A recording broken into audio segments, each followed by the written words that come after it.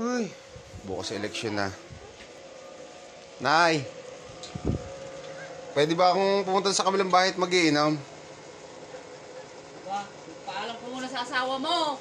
Sasaglit lang ho ako. Aba, paalam ka. Ay, Hindi sige. ka aalis. Magkapaalam mo ako. Saglit lang ho. Ay, siya ka. Pwede ba akong pumunta doon? Sila sa kabila. Mag-iinom. Ay, saglit nga lang ako. Ako'y tigil-tigilan mo na't nagdidilim na ang aking panungin. Nagdidilim na ang... Jire! Ano ang ginagawa mo sa anak ka? May nanay, didilim na aking paningin. Jire, tigilan mo yan! Sinasakal ako ng anak niya. May, tulungan niyo ako, didilim na aking paningin. Nasakal ako ng anak niya. Ay! Ano ba yan? Ay! Yan!